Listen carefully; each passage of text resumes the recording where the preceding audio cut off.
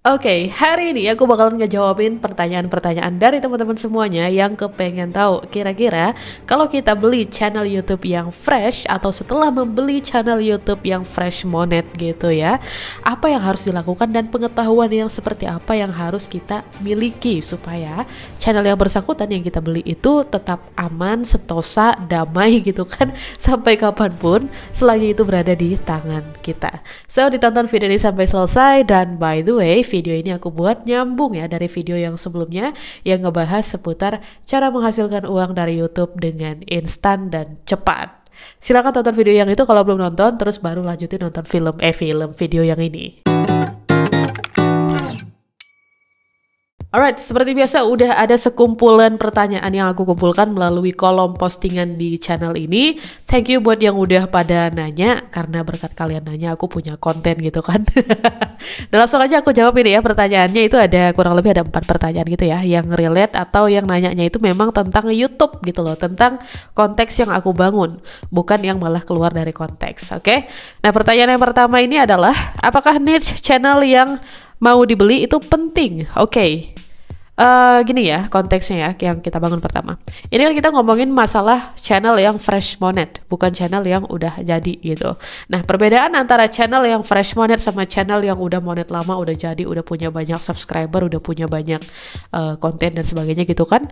Ya, ketika kita pengen beli yang channel yang fresh monet ini, kita nggak harus selalu mikirin niche-nya itu harus gimana gitu. Soalnya gini ya, channel yang fresh monet ya, yang begitu monet terus dijual sama yang punya channel, itu tuh adalah channel yang basisnya ternakan.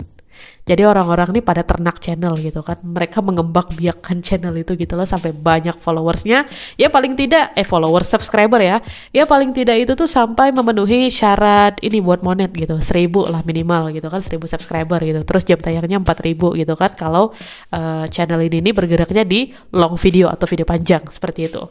Nah, jadi untuk niche itu nggak terlalu penting ya. Dan kebanyakan ya dari yang aku tahu nih ya, pengalamanku gitu kan, yang pada ternak channel ini nih rata-rata niche yang mereka bangun untuk channelnya itu supaya bisa monet cepat ya, ngejar jam tayang dan sebagainya gitu kan, itu niche-nya di alam ya guys ya. Ya aku nggak tahu kenapa mereka milihnya alam kebanyakan atau vlog itu ya. Ya mungkin itu nilai keunikannya yang tinggi gitu ya. Ya pokoknya itu strategi mereka lah gitu. Ya intinya sesuai pengalamanku itu ya, kemarin ketika aku dihadapkan dengan beberapa channel yang dijual sama toko atau seller tempat di mana aku beli, yaitu rata-rata channelnya tentang alam ya, pemandangan gitu, atau tentang vlog kayak motovlog gitu dan sebagainya ya. Nah, ketika aku beli ya, aku pindahin tuh channelnya, aku ganti gitu loh. Jadi ke channel yang pengen aku garap. Channel niche yang pengen aku garap maksudnya, yaitu sejarah. Jadi aku beli channel itu yang tadinya niche tentang alam, begitu channelnya udah di tangan aku beli, udah menjadi milik aku sepenuhnya, aku ganti niche-nya ke sejarah gitu. Nah, apakah itu bakalan bisa bekerja dengan baik, Kak? Bisa, kalau kita bisa mengelolanya ya. Intinya kalau udah milih niche ya, sejarah misalnya, ya udah fokus dibahas sejarah itu aja terus secara konsisten ya, atau topik-topik yang berkaitan dengan konsep sejarah itu, misalnya kayak fakta menarik apa gitu kan, berkaitan dengan perang apa gitu kan. Nah, itu tuh kan masih dalam lingkup sejarah ya. Dan ya yang harus teman-teman kutip adalah kalau channel itu fresh monet, tandanya dia masih baru channelnya. Jadi kalau kita mau ngubah niche-nya ke yang lain dari yang sebelumnya yang sama penjual, ya itu oke-oke aja gitu loh, sesuai pengalaman aku pribadi. Tapi ya kalau misalnya teman-teman punya case yang lain, ya udah silakan di-share aja di kolom komentar, ceritain aja kayak gimana, oke? Nah, itu perkara pertama ya. Jadi jawabannya untuk pertanyaan yang tadi secara bulat itu adalah niche itu nggak terlalu penting lah ya. Kalau misalnya mau ngubah niche setelah beli channel fresh monet itu, ya silakan diubah gitu. Kecuali kalau yang dibeli channel yang udah jadi, udah gede gitu ya, terus tiba-tiba mau ngubah niche, ya itu riskan. Karena channel yang udah gede ya, pada dasarnya itu basis penontonnya udah ada, udah kuat, udah loyal gitu kan. Ya kalau mau diganti gitu niche-nya tiba-tiba, ya itu kacau. Jadi bedain lah ya konteksnya, oke? Nah, terus pertanyaan berikutnya adalah, selamat malam Kak Shirley. Oke, ini aku bikin videonya sore ya by the way, jadi selamat sore. Kalau mau beli akun atas nama orang lain yang sudah monet, aman tidak? Terus akun pembayarannya gimana tuh? Kan susah merubahnya. Dan apakah temanya bisa kita ganti dengan tema yang lain? Masalah tema ini udah aku jawab ya tadi di pertanyaan sebelumnya, sama aja gitu kan, tema itu niche maksudnya. Nah, ini masalah beli akun atas nama orang lain yang sudah monet, aman atau tidak? Aman ya, karena YouTube itu gimana ya, kita bikin channel itu ya, emailnya itu bisa diganti guys. Maksudnya kayak kepemilikan atau pengelolaan dari email itu bisa diganti ya. Kalau teman-teman di Facebook itu misalnya, ini contoh ya, analoginya itu kayak Facebook gitu kan. Di Facebook kan ada fanspage tuh. Nah di fanspage itu ada dashboard yang dimana kita bisa mengganti siapa sih pemilik dari fanspage itu. Meskipun aku yang buat misalnya ya, tapi kalau aku kasih akses kepemilikan itu sepenuhnya ke akun orang lain, maka orang lain itulah yang nantinya bakalan menjadi pemilik seutuhnya dari fanspage itu. Nah di YouTube juga ada ya dashboard seperti itu, dimana kita bisa mengganti siapa pengelola atau pemilik utama dari channel yang bersangkutan. Jadi itu nggak masalah gitu loh. Even kita daftar channel YouTube-nya itu bukan dengan email kita, bukan kita yang daftar gitu ya dulunya pas pertama kali bikin, ya kan? Kemudian diganti ke email kita atau ke email yang lain yang itu tuh pindah akses kepemilikan, it's okay gitu loh, nggak ada masalah gitu loh. Asalkan itu tadi ngerti cara mengelolanya ya. Jangan sampai kayak kita beli sesuatu tapi literasi kita rendah sehingga kita nggak bisa menangani kalau misalnya ada masalah gitu kan terhadap channel yang baru dibeli itu kayak gimana dan sebagainya gitu. Nah pada umumnya masalah yang akan diterima kalau kita beli channel YouTube yang Fresh Monet gitu adalah akan ada kemungkinan bakalan kena ini ya, kena ada ancaman untuk dikeluarkan dari program partner YouTube atau dismonetisasi kayak gitu. Nah tapi itu bukan masalah besar ya, karena kita kalau di YouTube bisa mengajukan banding dan sebagainya, sehingga ya YouTube itu bisa mempertimbangkan apakah channel ini layak untuk dimonet ya atau dilanjutkan monetnya atau enggak gitu loh. YouTube tuh tahu ya kalau sebuah channel itu udah berganti kepemilikan gitu, mereka bisa men-tracking gitulah. Makanya kadang-kadang bakalan dapat itu tuh peringatan untuk channelnya bakalan di-ban katanya. Tapi baiknya YouTube mereka ngasih tenggat waktu dan mereka ngasih tahu dulu kalau misalnya mau di-dismonet gitu loh, sehingga kita diberikan kesempatan untuk mengajukan banding. Dan mengajukan banding di YouTube itu tuh nggak susah ya guys ya, itu gampang banget. Dan YouTube juga ya dengan sangat murah hati mereka kadang-kadang membatalkan untuk mendismonet gitu, karena pengajuan banding kita yang bagus yang diterima sama mereka. Sebenarnya mereka minta kita banding itu karena hanya pengen tahu ini sih cara kita bikin kontennya aja gitu loh, bener nggak sih ini kontennya kita yang bikin kayak gitu kan.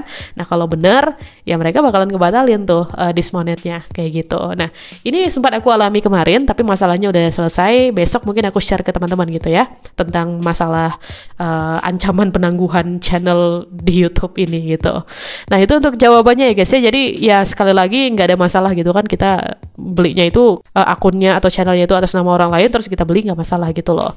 Terus perkara akun pembayaran itu gimana? Nah itu nanti ke Google AdSense ya. Jadi kalau konten di YouTube ini dia itu beda dari TikTok dan juga Facebook. Kalau TikTok sama Facebook itu udah sekaligus gitu kan dalam aplikasinya, udah satu pencairan kayak gitulah. Ya kalau Facebook itu kan ya ada dashboardnya pembayaran gitu kan langsung di situ.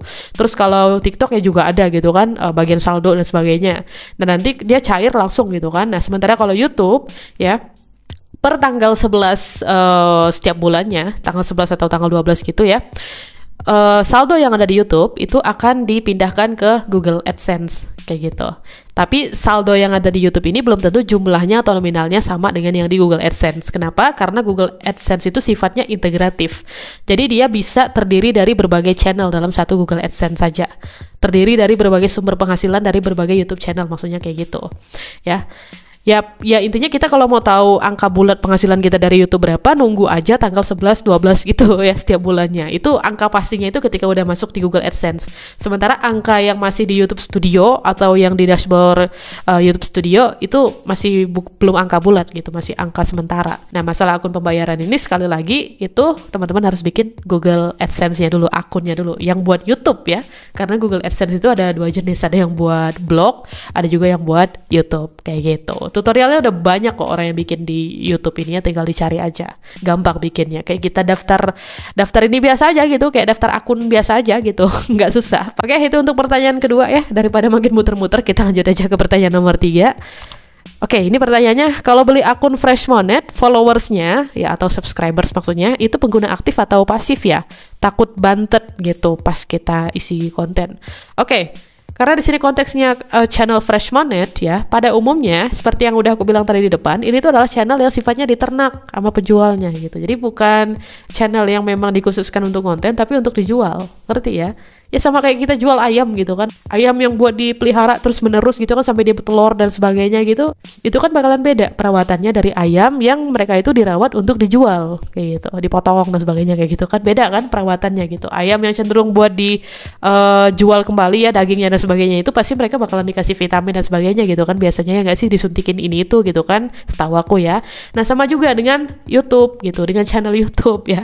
Yang khusus buat dijual itu pasti bakalan ya aku yakin sih pasti disuntik jam tayang, pasti disuntik subscriber dan sebagainya awalnya oleh penjual. Tapi tentunya dengan trik-trik yang mereka tahu ya. Trik-trik yang udah para penjual itu kuasai gitu.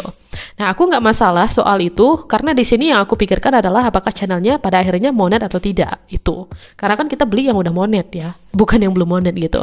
Nah, kalau channelnya udah monet dan konten yang diisi sama channel itu sebelum kita beli itu adalah konten-konten yang memang original dari para penjual itu ya. Misalnya kayak mereka ngerekam video pemandangan di sekitar rumahnya, diupload sebagai konten di channel itu, ya itu kan kontennya nggak salah gitu ya. Paling yang agak riskan dikit tuh yaitu viewsnya kira-kira organik atau bukan kayak gitu kan, atau subscribernya organik atau bukan kayak gitu kan. Nah itu tuh jadi urusan mereka gitu guys, urusan penjualnya, karena yang berjuang untuk sampai bisa monet tuh nanti mereka.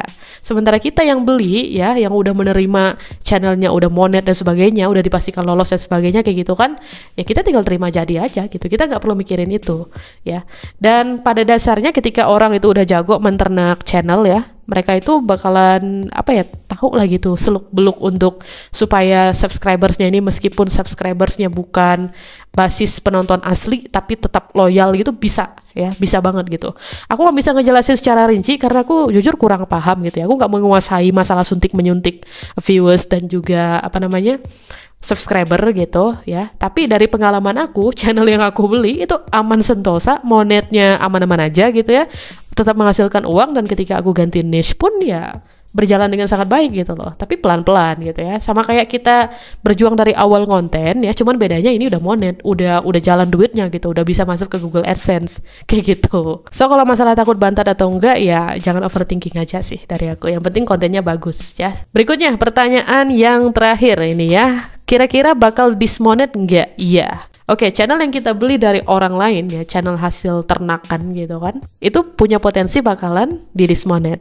Tapi channel yang original sekalipun kayak punya Queenie ya, tempat aku konten sekarang, itu juga bakal berpotensi kena dismonet gitu loh. Kalau kita melakukan sejumlah kesalahan, contoh konten re-upload ya.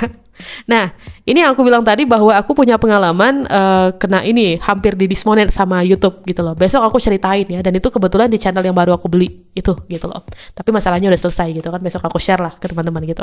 Ya pada intinya kayak gini guys, mau itu channel yang kita beli dari orang lain atau channel yang kita bangun dari nol, tetap punya potensi bakalan di dismonet. Kenapa? Karena kadang kita hilaf gitu kan, ngupload konten yang bukan punya kita ya, meskipun kayak kita udah olah sedemikian rupa, udah diedit sedemikian rupa, tapi kalau sistemnya YouTube menangkap itu sebagai contoh konten berulang misalnya, tetap aja kita akan mendapatkan peringatan kena dismonet biasanya ya.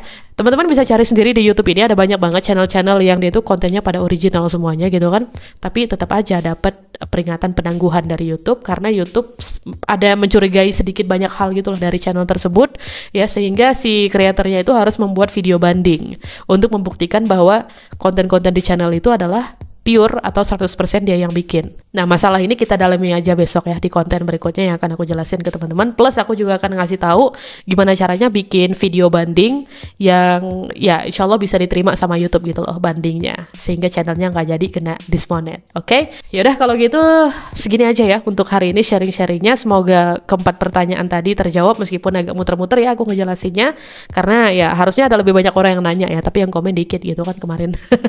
Ya udah nggak apa-apa.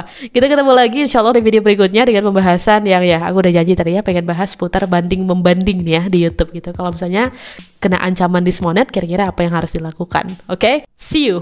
Bye bye. Dah. Panjang.